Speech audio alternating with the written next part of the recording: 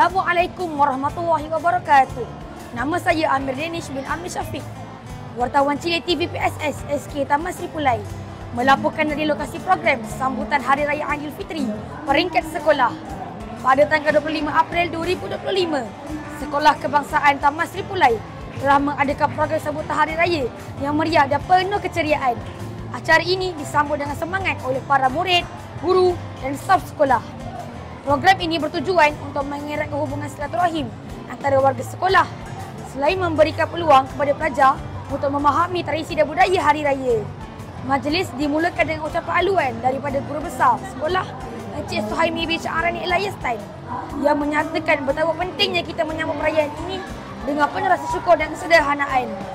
Beliau juga mengingatkan agar semua pelajar sentiasa menjaga keharmonian dan saling menghormati antara satu sama lain.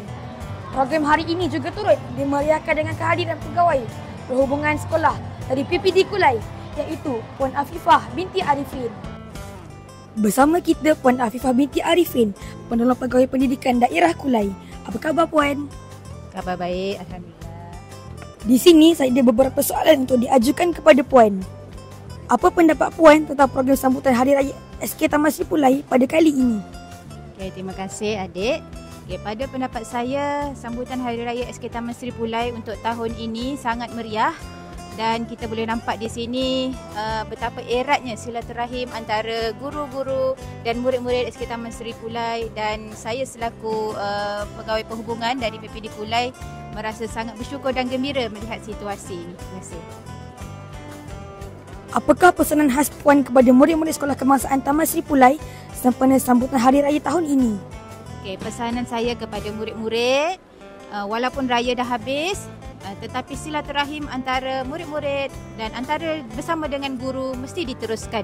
Okay, sentiasa erat, sentiasa hormat pada guru, sentiasa hormat pada ibu bapa. Adab-adab yang dilakukan semasa hari raya tu teruskan walaupun dah habis hari raya.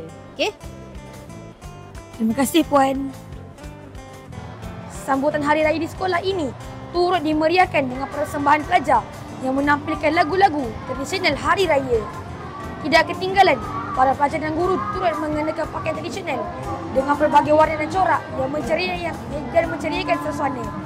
Di sudut makanan, terdapat pelbagai hidangan tradisional Hari Raya seperti ketupat, rendang, kuih muih dan ais sirap bandung yang disediakan oleh pihak sekolah dan ibu bapa. Program ini bukan sahaja memberikan ruang untuk menikmati makanan tradisional, tetapi juga sebagai platform untuk memperkukuhkan semangat kekeluargaan di kalangan warga sekolah.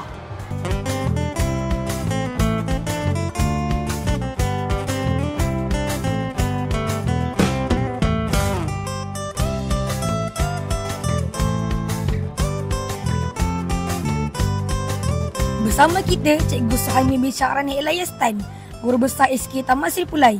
Apa khabar Cikgu? Alhamdulillah baik, terima kasih. Bagaimanakah majlis ini dapat mengeratkan hubungan warga Sekolah Kebangsaan Taman Sri Pulai?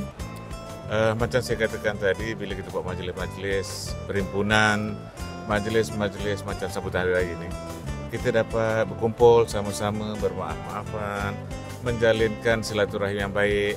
Yang penting kita tak nak gaduh-gaduh lah kat sekolah. Kita satu sekolah, satu kumpulan warga yang sayang menyayangi antara satu sama lain. Apakah harapan Cikgu terhadap majlis ini pada masa akan datang?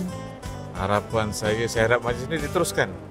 Kalau setiap tahun itu dapat dilaksanakan begini, bukan sekadar untuk Aidilfitri, mungkin untuk perayaan-perayaan lain dalam program silang budaya kita, sangat-sangat saya harapkan dapat diteruskan.